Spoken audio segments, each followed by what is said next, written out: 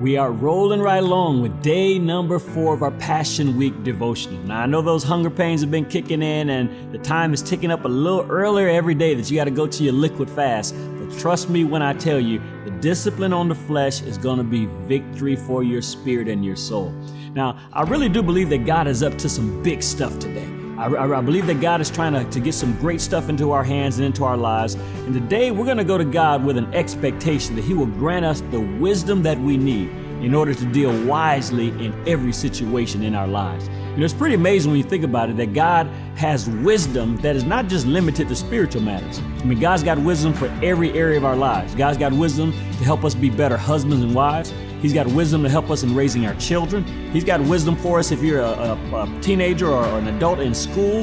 He's got wisdom for us on our job. He's got wisdom to help you know what's really going on in our physical bodies. So instead of us just kind of stumbling around in the dark in life, let's make a decision today to get wisdom from God. Wisdom that'll illuminate our hearts and really show us exactly what to do. You know, in James chapter 1, James tells us a little bit about this. Verse number 2 says, "My brethren, count it all joy when you fall into various trials, knowing that the testing of your faith produces patience.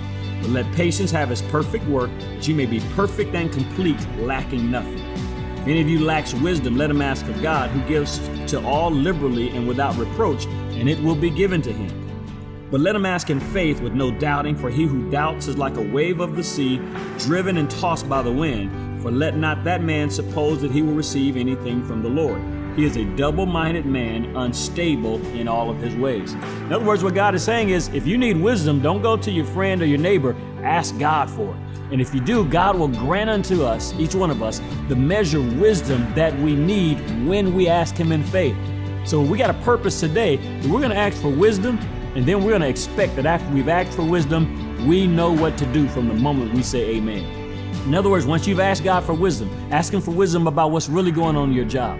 Ask Him for wisdom about how can I go ahead and advance in my career or make things better in my married life. And once you've asked God for that wisdom, don't walk around anymore saying, I don't know what to do. From that moment on, your declaration is, I know what to do. I hear the voice of the Spirit of God, and I'm walking in the wisdom of God. Let wisdom be your guide today.